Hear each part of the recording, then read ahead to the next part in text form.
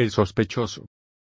No sin asombro uno imaginaría esta travesía. En el verano de 1941, Bertolt Brecht recorrió de punta a punta la Unión Soviética, viajó cientos de kilómetros en el Transiberiano, desde Moscú al otro extremo, Vladivostok.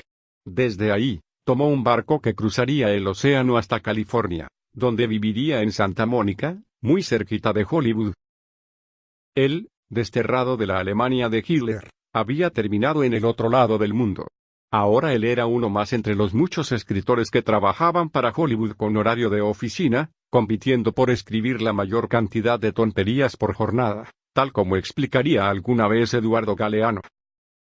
Nunca fue contradictorio, sino todo lo contrario, íntegro, tanto como para ir más allá de cualquier dogmatismo. Independiente siempre, libre, libérrimo. Tal como definió un artículo del diario Clarín en ocasión del centenario de su nacimiento, en 1998, Brecht fue siempre un artista sospechoso. Es que, cuando en pleno furor macartista sus obras eran acusadas en Occidente de ser marxistas, y por eso eventualmente se censuraban, en la Unión Soviética provocaba desconfianza su plena libertad creadora, que nunca permitió limitarse a ciertas exigencias estéticas marxistas, el realismo social a toda costa. Una mirada sospechosa se tendió sobre él. Y tal fue el destino de otros artistas emparentados al marxismo. El caso de Sergei Eisenstein es emblemático. De él, mañana se cumplirán 70 años de fallecido. De Brecht, hoy, 120 años desde que llegó al mundo. 2. El personaje. El tiempo quizás haya sepultado esa sospecha de la que hablábamos, pero no el conjunto de mitologías y discusiones que rodean aún la vida de Bertolt Brecht, que registraba obras de otros como suyas, que a contrapelo de toda poesía proletaria había escrito un poema publicitario para una empresa automotriz, que sus secretarias se volvían sus amantes y sus amantes sus secretarias.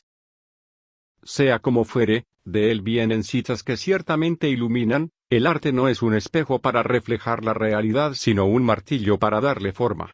La crisis se produce cuando lo viejo no acaba de morir y cuando lo nuevo no acaba de nacer.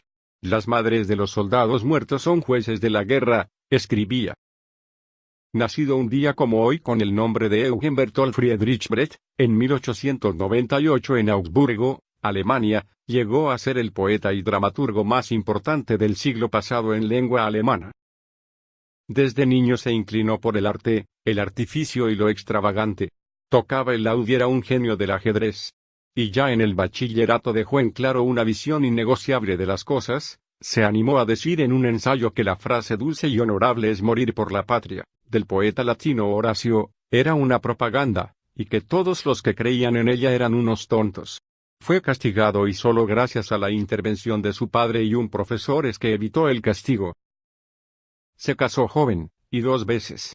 Primero en 1922 con Marianne Nessoff, cantante de ópera, y luego con la actriz Helene Weigel, con quien permanecería casado hasta su muerte en 1956, a los 58 años, y quien quedaría luego con el deber de conservar y difundir su obra. De adolescente había empezado a estudiar medicina, pero tuvo que abandonarla para servir en la Primera Guerra Mundial. Y siendo un adolescente también se definió como comunista, aunque nunca se afilió al partido. Cuando ascendió el nazismo, se convertiría un vagabundo en el exilio, Londres, Finlandia, Dinamarca, Moscú y Estados Unidos, donde trabajó, sin ningún éxito, en la fábrica de sueños de Los Ángeles.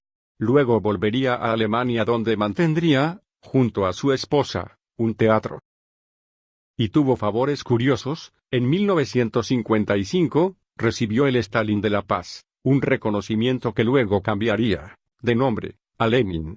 Era el gran premio a los intelectuales comunistas, que recibieron también Pablo Neruda y Pablo Picasso, entre otros.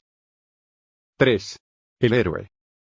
Bertolt Brecht supo que la literatura, en un poema o en una pieza teatral, tenía siempre una responsabilidad, la de esclarecer aspectos de la realidad.